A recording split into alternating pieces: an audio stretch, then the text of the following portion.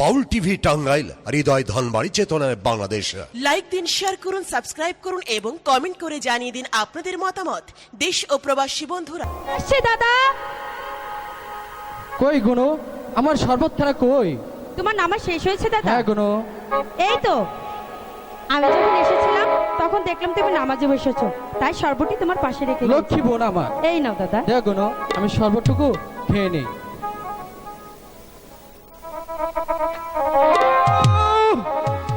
কি দাদা? কি খাওয়ালে গুনো? জ্বালা, আমার বুকের মাঝে জ্বালা। না দাদা। কি খাওয়ালে গুনো? এতে বিষের জ্বালা।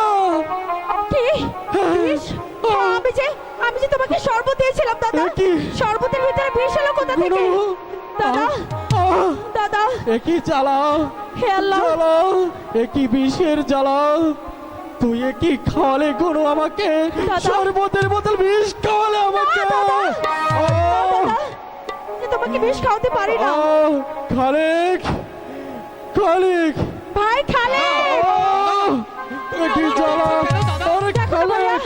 দাদা কেমন যেন করছে। খালেক, তোরা আমাকে কি খাওয়ালে? বিষের জ্বালা। হ্যাঁ বিষ। আমি যে আর দাঁড়িয়ে থাকতে পারছি না খালেক। দাদা, খালেক গুনু, আমি যে আর দাঁড়িয়ে থাকতে পারছি না। আমার সারাঙ্গ জ্বলে যাচ্ছে, বিশ্বে আমার সারাঙ্গ জ্বলে যাচ্ছে। তোরা একটু আমাকে শক্ত করে ধরে বলো। কি জ্বালা, আমি যে বিষের জ্বালা সহ্য করতে পারছি না। খালেক, তুই আমাকে কি খাওয়ালি? তোরা বল বল। ক্ষমা করো দাদা। খালেক, দাদা, তুমি আমার অপরাধ ক্ষমা করো দাদা। আমি ঔষধ ভেবে তোমার শরবতের সাথে মিশিয়ে দিয়েছি। বিষ, জ্বালা। খালেক, আমার মনে হচ্ছে আমি আর হয়তো বেশিক্ষণ বাঁচবো না। দাদা, তুই আমার কাছে একটি কথা রাখবি। বলো দাদা। বল বল খালেক, আমার কথা অনুযায়ী আমার ছোট বোন গুনুকে ওই তুতা মেয়ের হাতেই তুলে দিবি। বল বল। বলছো দাদা? হ্যাঁ, দাদা।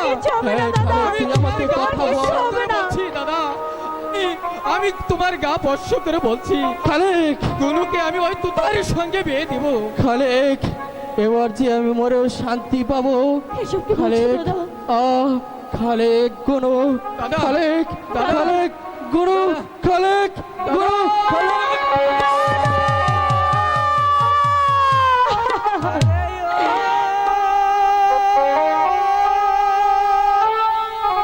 দাদা,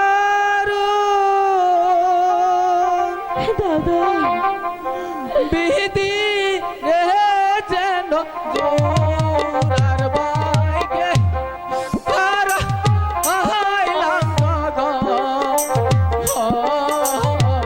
দাদা, দাদা, তুমি উঠো দাদা। তুমি আমার অপরাধ ক্ষমা করো দাদা। দাদা,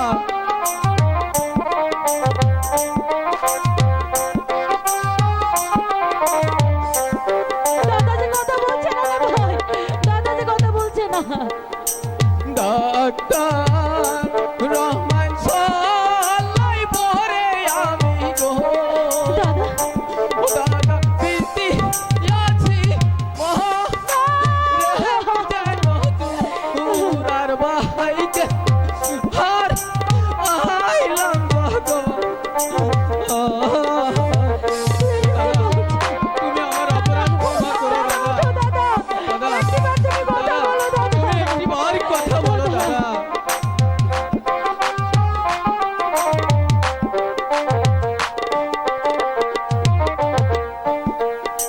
জোড়ার বাইকে লইয়া গেছো আল্লাহ গো। ওই আল্লাহ বাইটা কি কাহা জোড়ার বাইকে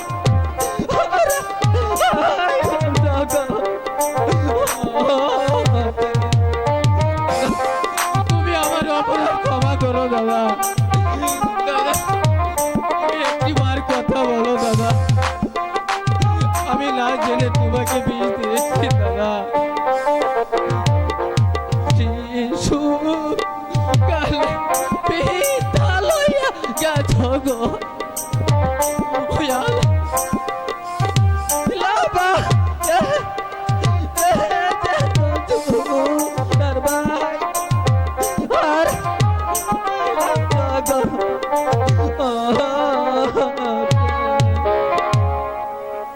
দাদা তুমি আমার অপরাধ ক্ষমা করো দাদা।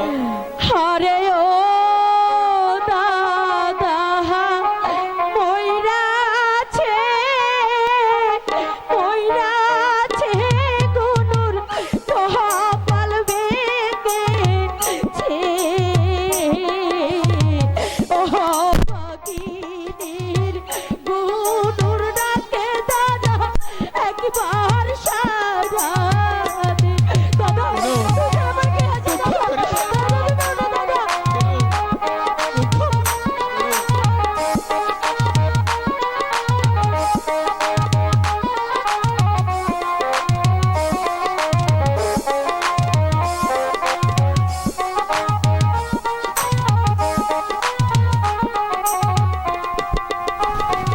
আরে ও দাদা কথা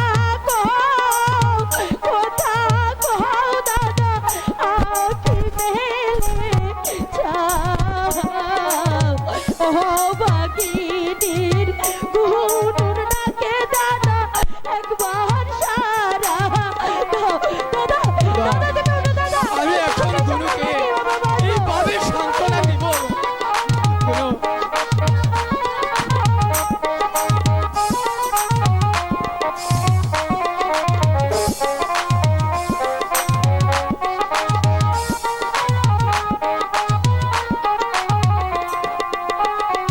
আরে ও দাদা খালেক রে দাদা কি করিলি আপন ভাইকে বিষ খাইয়া দাদা কানে মারিলি আর কাঁদিলে কি হবে? ক্ষমা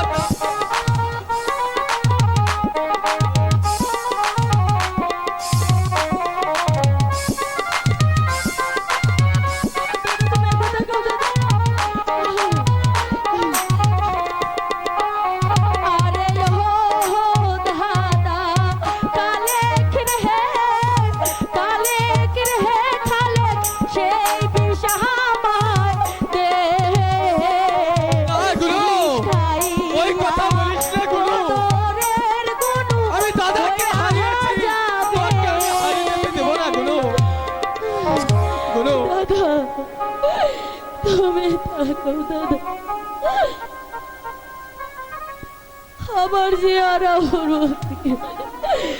কাঁদিস নে বোন, গুনু। কোনো বলে ডাকবে কে বলেছে তোর কেউ নেই? দাদা চলে গেছে, আমি তো রয়েছি। না না তুই একটা খুনি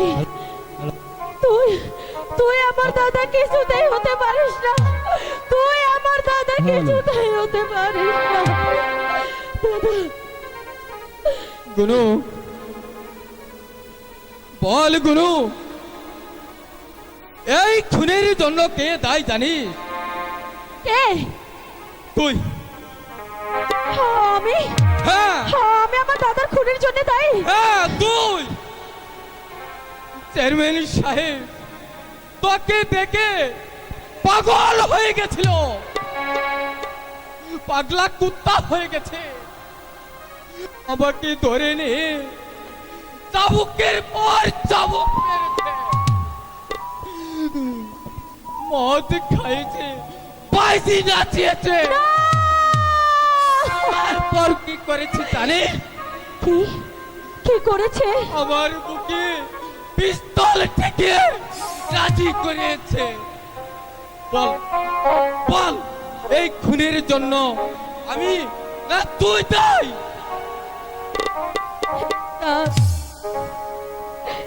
তাহলে তুই একটা কাজ কর, হ্যাঁ আমি আমার দাদার জন্য যদি খুনে দায়ী হয়ে থাকি তাহলে যেই বিষ খাইয়ে দাদাকে মেরেছিস তাহলে সেই বিষ একটু আমায় দে। গুনু তোকে আমি হারিয়ে যেতে দেব না গুনু। তুই যে আমার মাতৃহারা একটা মাত্র বোন, আমি তোকে হারিয়ে আমি বাঁচতে পারবো না। আই বোন, এবার এবার দাদার দাফনের ব্যবস্থা করি। তাই চলো দাদা, তাই চলো।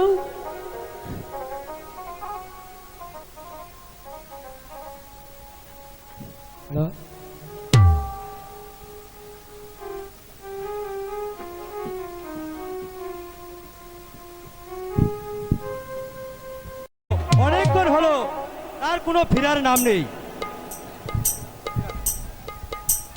তাহলে কি এই অফিক কাজের ছোট বোনকে আমার সাথে বিয়ে দিতে রাজি হয়নি? না,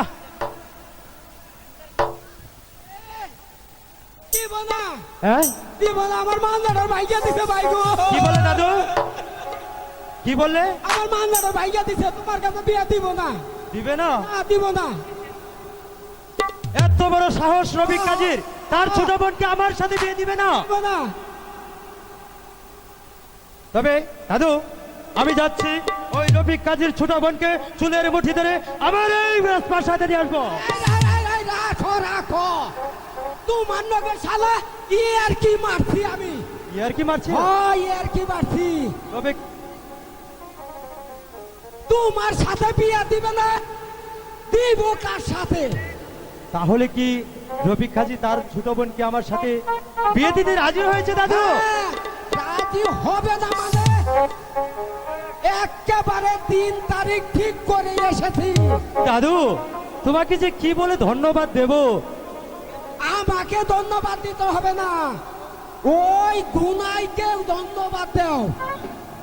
ও দাদু, আমার দাদু আজ খুলেছে বড়া, বেগুন বধু সে হবে মোলাকাত। দাদু, আমার দাদু আজ হবে মোলাকাত, আজ বেগুন বধু সে হবে মোলাকাত, আজ বেগুন বধু সে হবে মোলাকাত। দাদু,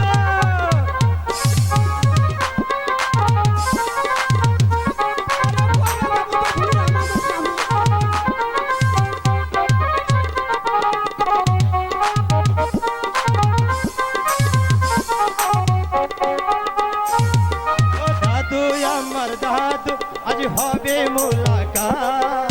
দাদু, আমার দাদু আজ হবে মোলাকাত, আজ বেগুন বধু সেজে হবে মোলাকাত। ও আজ বেগুন বধু সেজে হবে মোলাকাত।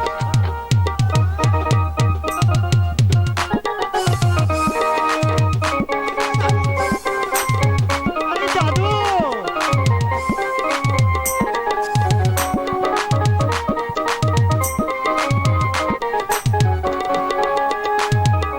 আসবে কোনো বধূ সেজে, বসবে আমার পাশে।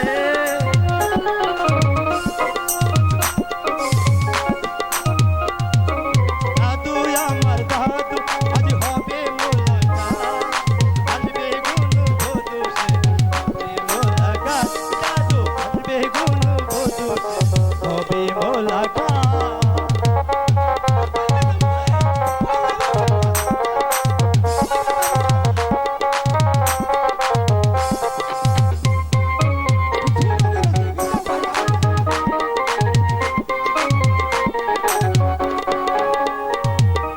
আচ্ছা দাদু, তাহলে তাহলে রফিক কাজী তার ছোট বোনকে আমার সাথে বিয়ে দিতে রাজি হয়েছে? হ্যাঁ, ওই শুক্রবার দিন ওই জুম্মার নাম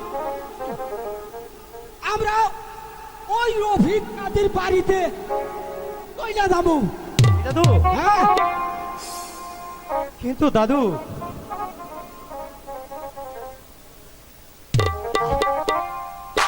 আমার কাছে যে দাদু একটি টাকাও নেই। আর কাকার কাছে টাকা চালিয়ে কাকা যে আমাকে টাকা দিতে চায় না। তবে এত টাকা আমি পাবো কোথায় দাদু? তুমি বলো দাদু।